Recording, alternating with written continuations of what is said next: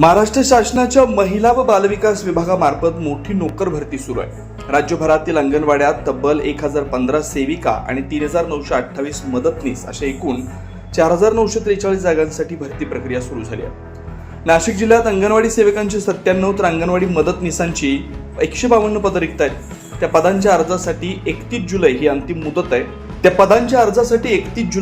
मुदत आहे। पात्र महिला उमेदवारांकडून ऑफलाईन अर्ज मागवण्यात आले। महिला या बालविकास विभागानं राज्यातील अंगणवाडी सेविका आणि मदतनीस पदांसाठी तब्बल 4943 रिक्त पदांची भरती प्रक्रिया सुरू केली आहे। नाशिक जिल्ह्यातली ही भरती होणार असल्यानं 31 पूर्वी अर्ज दाखल करण्यासाठी इच्छुकांकडून अर्ज भरण्यासाठी धावपळ सुरू आहे। सरकारी सेवेत काम करण्यास इच्छुक महिलांसाठी ही सुवर्ण संधी आहे। महिला व बालविकास विभागानं पात्र आणि इच्छुक महिलांना 31 जुलै पूर्वी आवश्यक कागदपत्रांचा अर्ज सादर करण्याचं आवाहन केलंय। सरकारी सेवेत काम करण्याची इच्छा असलेल्या महिलांसाठी ही भरती मोठी सुवर्ण संधी मानली जाते।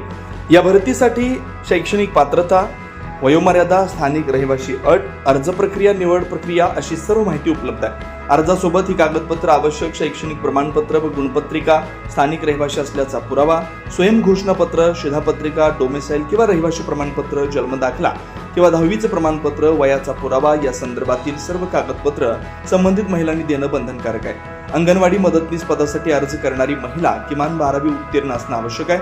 अर्जदाराचं वय जाहिरात प्रसिद्ध झालेल्या दिवशी 18 ते 35 वर्ष असावं।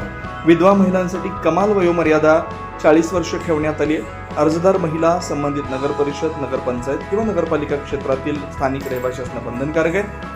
नोकरीच्या शोधात असलेल्या सर्व महिला मुलींनी या संधीचा फायदा घ्यावा। 9 न्यूज महाराष्ट्र ब्युरो, नाशिक।